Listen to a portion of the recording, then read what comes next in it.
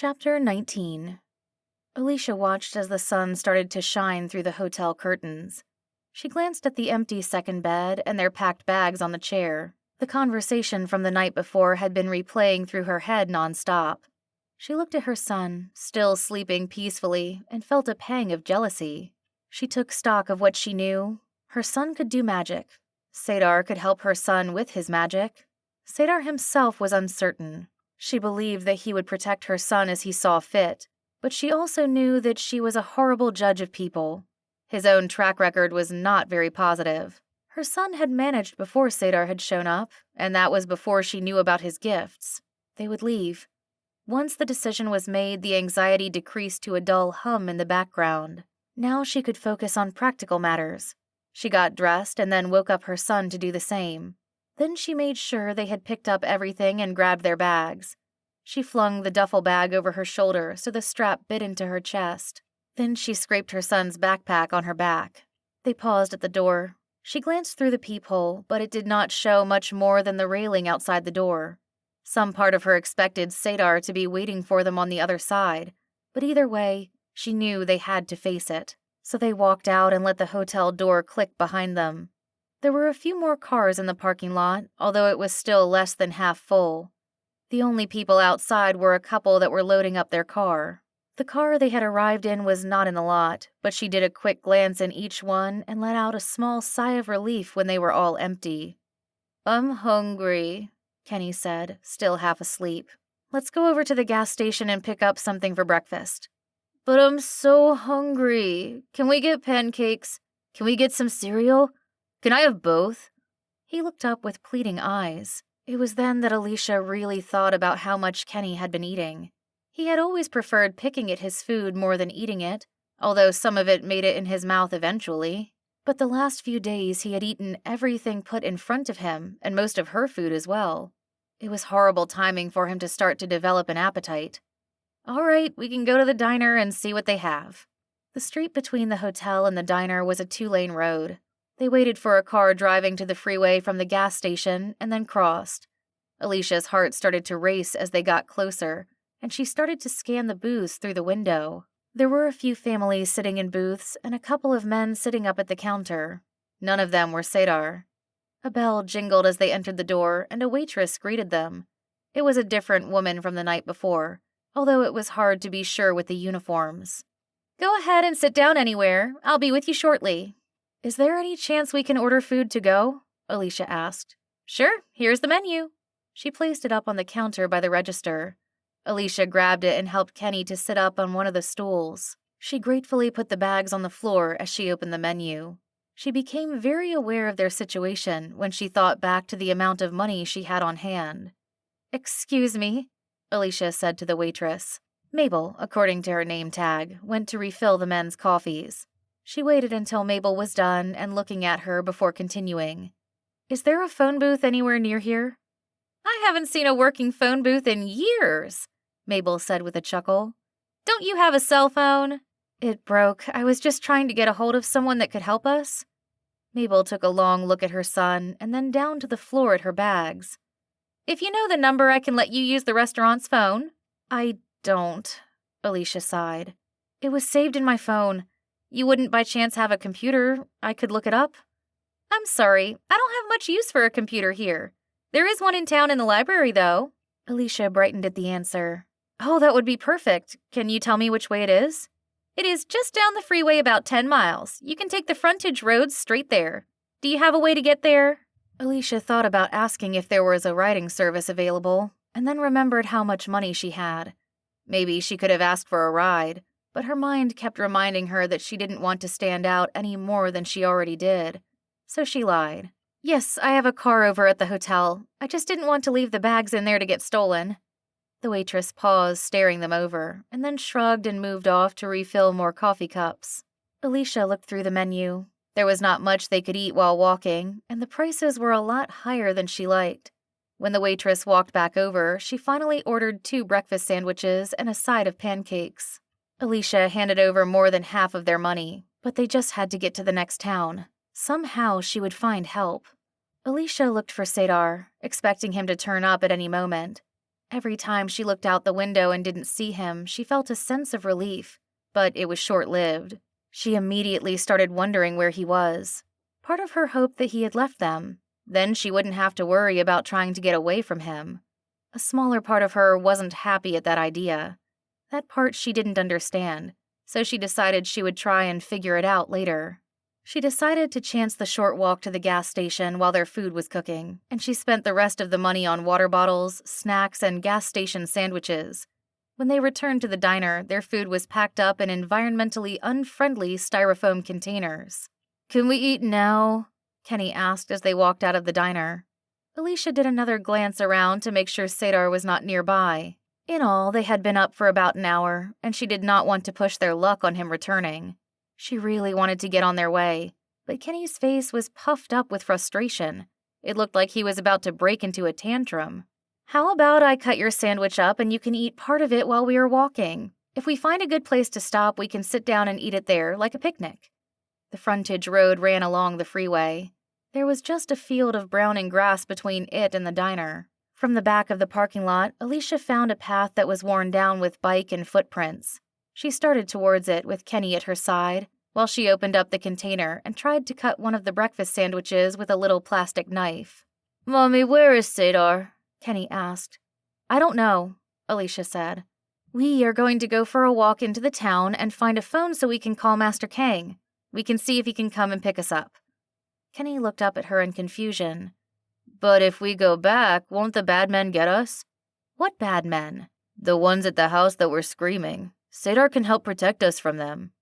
Alicia handed him the sandwich wrapped up in a napkin to help keep it together. Even cut up, it was large with scrambled eggs, ham, and cheese trying to escape in his hands. She hoped it would fill him up for a bit. "I think we're both pretty strong. Maybe we can protect ourselves for a bit. I saw your flying sidekick in your last class. It was pretty amazing." Kenny let out a laugh with bits of eggs falling out of his mouth. "It was pretty cool. But Sadar has magic. He hasn't finished teaching me yet." "I know, kiddo, but I'm not sure Sadar is the best person to be around. Wouldn't you like to see Master Kang again?" The path curved as it got closer to the road. There was a worn-down section that ran next to the road. It would come and go, but it was enough that they could follow it. The area was flat, with the freeway running on one side and more grass on the other. Alicia was afraid it would be too easy to see them from the town, so she kept them walking, handing Kenny quarters of sandwiches until he had eaten them both. "Is it much longer?" Kenny asked. The sun had started rising in the sky, shining down on them fully. "We still have a long way to walk. Do you want to take a rest?" They had been walking for over an hour, and Alicia knew they were probably not even halfway to the town. They were still following the frontage road, walking alongside it, with the freeway racing on one side and fields on the other. The only change was a wire fence that now separated the road from the field. The road was quiet. Only a few cars had driven past them since they had started walking. Each time she heard one approaching, they had moved off the side of the road and kneeled down, waiting until it had passed, although there wasn't really much that would hide them. "Yes, please," Kenny said as he dropped directly to the ground. "Let's at least get off the road. There is some shade there." Alicia pointed a little further up on the side of the road nearest the freeway, where there was a tree. Kenny sighed and got back to his feet. He stomped forward, like each step was a personal affront. When he reached the tree, he dropped again. "Do you want something to eat?" Alicia put the bags down on the ground and sat on top of her duffel bag, her mind busy contemplating all the bugs that were crawling around everywhere. "I'm too tired to eat." Kenny had already started playing with the grass around him, incapable of sitting still. This lasted a few minutes before he opened the backpack and pulled out a bag of chips. Alicia tried to use the time to come up with an idea. She did not know if they would be able to get home without her wallet. They didn't even have enough money to get a hotel for the night. "I don't like it out here," Kenny said. Alicia noticed that he had found some rocks hidden in the grass and had started to stack them up like blocks. None of the stones were smooth, and yet he had them all balanced without being wobbly. She was sure that he had to be using his magic somehow. "It's okay. You know I won't let anything happen to you. We're a team, right?" Kenny nodded his head in agreement, but the movement was not very enthusiastic. "Here, have some water." Alicia reached in the backpack and pulled out one of the bottles. Kenny took the bottle and managed a few swallows before handing it back. Then he gave another deep sigh. Do we have to keep walking? We do, unless you want to spend the night out here. Kenny's eyes lit up. Then he looked around at the overgrown grass and the freeway off in the distance. There was nothing but 2 roads, one empty and the other close enough to see the image of the speeding cars. Okay, I'm ready. He got up and they continued on their way. They had only walked another 10 minutes before Alicia watched Kenny begin to glance around. He even stopped walking ahead and grabbed her hand. I want to go back, he finally said.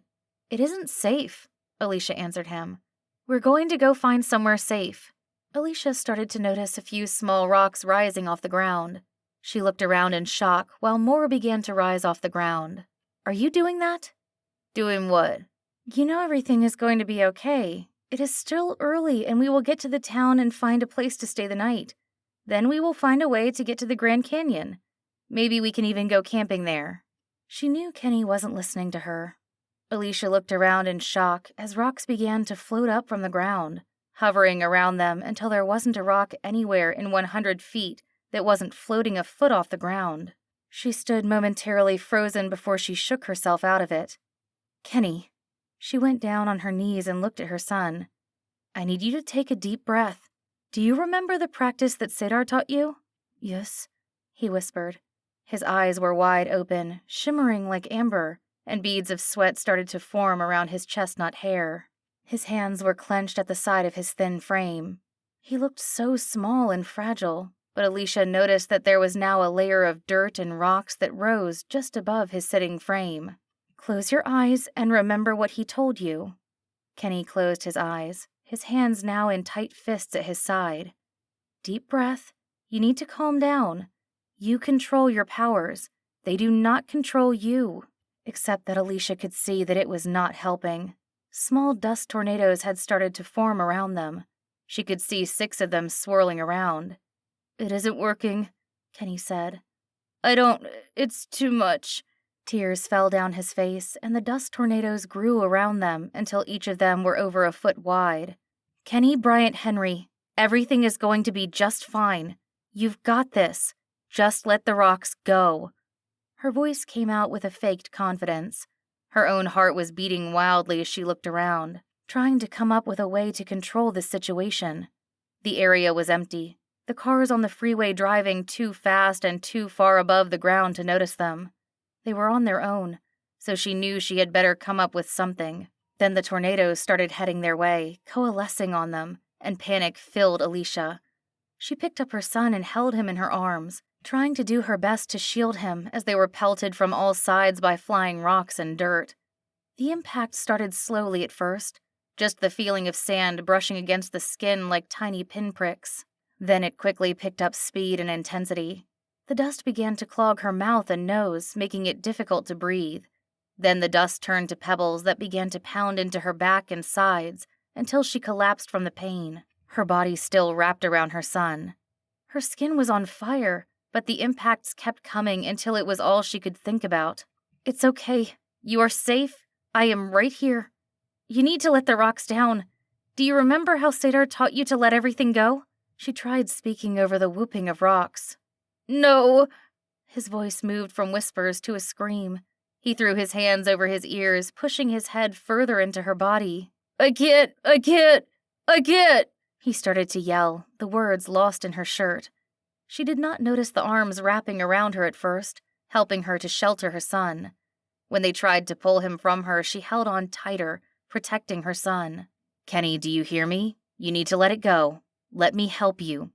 Cedar stopped trying to pull Kenny away and instead reached into Alicia's grasp until he found Kenny's shoulder, and all around them, the dust and rocks fell instantly to the ground. What did you do? Alicia yelled as she backed away, her son still in her arms. I helped him release it. He took a step back away from them, his hands held where they could be seen. That is all I did. I just helped him to let it go. Alicia stopped when her back hit the tree. Kenny had wrapped his arms around her neck and his legs around her waist, although he was too big for it to not be awkward. Alicia did her best to hold him as he cried, his head buried in her chest. What was this? She asked. How could he do something like this now? It was always in him. It always would have come out, but after working with him, he learned how to access his magic better. He still hasn't learned control. I can help him if it gets out of control, but for now, we need to go. No. Alicia shook her head weakly. The adrenaline was starting to leave her system, and pain was racing all over her body. We are not going with you. We are going to town, and I am calling a friend to come and pick us up.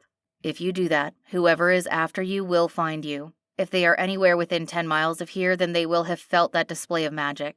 Even if they are not, someone else could have seen it. We need to get out of here now. Alicia looked around. The ground was covered in a thick layer of dirt that had pushed down the grass. The asphalt was no longer visible on the road. It spanned at least 50 feet in either direction of them. Then she looked at Sadar. He stood there patiently, waiting for her to make her decision, even though there really was only one decision to make, at least if she wanted to keep her son safe. We will come with you, but only if you keep teaching my son.